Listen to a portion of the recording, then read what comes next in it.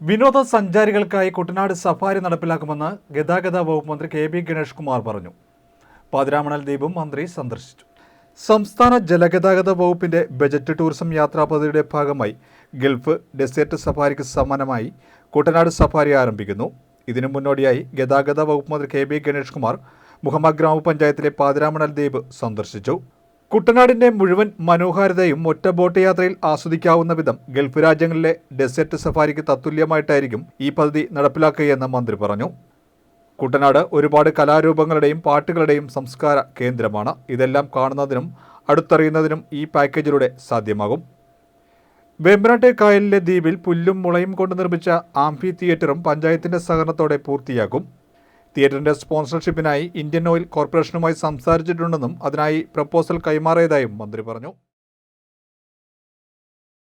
കുട്ടനാടിൻ്റെ മനോഹരമായ ഭംഗി പകർന്നെടുത്തുകൊണ്ട് ഗൾഫ് രാജ്യങ്ങളിലെ ഡെസേർട്ട് സഫാരിക്ക് തത്തുല്യമായി ബോട്ട് സഫാരി ഉണ്ടാക്കുന്നതാണ്. നമ്മുടെ നാടിൻ്റെ ഈ കുട്ടനാടെന്ന് പറയുന്ന ഒരുപാട് സംസ്കാരങ്ങളുടെ ഒരു കേന്ദ്രമാണ്. നമ്മൾ ലിസ്റ്റ് ചെയ്ത് നോക്കിയാൽ നമുക്ക് വായിച്ചാൽ തീരാത്തത്രയും കലാരൂപങ്ങളും പാട്ടുകളും അങ്ങനെ കലാരൂപങ്ങളും ഒക്കെയുള്ളൊരു സ്ഥലമാണ്.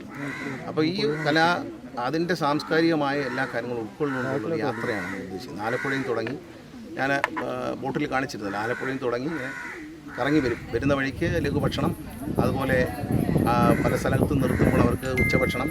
അത് കഴിഞ്ഞാൽ അവിടെ തന്നെ ഒരു ചിത്രകാരനിരിക്കും. എക്സാമ്പിൾ ആ ചിത്രകാരനിരുന്ന് നമ്മളെ സ്കെച്ച് വരച്ചു തരും.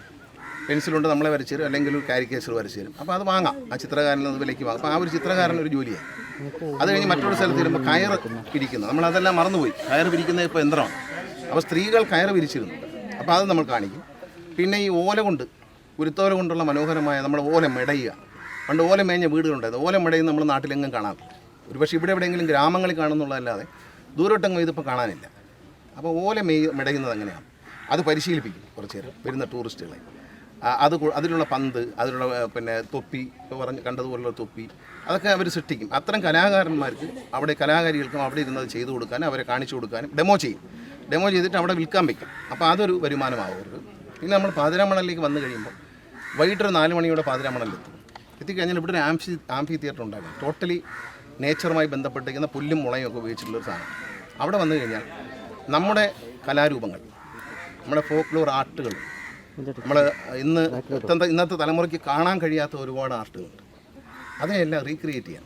അപ്പോൾ 1 അവർ 1.5 മണിക്കൂർ അല്ലെങ്കിൽ 1.25 മണിക്കൂർ നീണ്ടു നിൽക്കുന്ന ഒരു കലാരൂപം അതിലെല്ലാം ഉണ്ടാകും. ഒരു 10 മിനിറ്റ് ഒരു കലാരൂപം, പിന്നെ അടുത്ത 10 മിനിറ്റ് വേറെ, അങ്ങനെ ഒരു മിക്സറായിരിക്കും.